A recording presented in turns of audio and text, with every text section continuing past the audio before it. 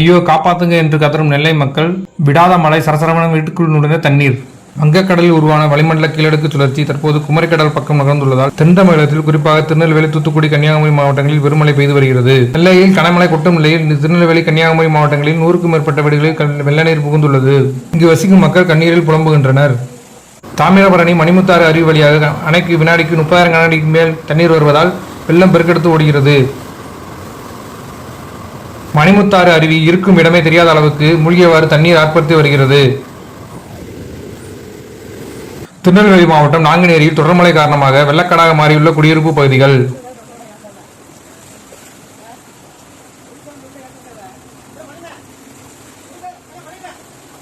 தூத்துக்குடி மாவட்டம் கருங்குளம் ஒன்றியத்துக்கு உட்பட்ட இலப்பைக்குளம் குடியிருப்பு பகுதி வெள்ள நீரால் சூழப்பட்டுள்ளன.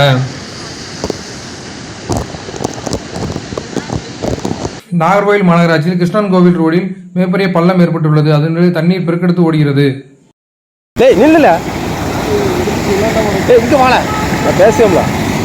இது எஸ்எம்ஆர் ஸ்கூல் பக்கத்தில் எம்பிஎம் ஸ்டோரு, பழைய எம்பிஎம் ஸ்டோர் கிட்ட இருக்கக்கூடிய பெரிய குழி.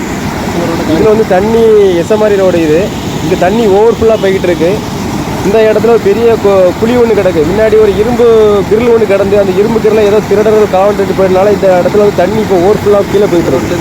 தண்ணி. ஆமாம், இது கிருஷ்ணன் கோவில் ரோடு, எஸ்எம்ஆர்லேருந்து மேலே போகிறது.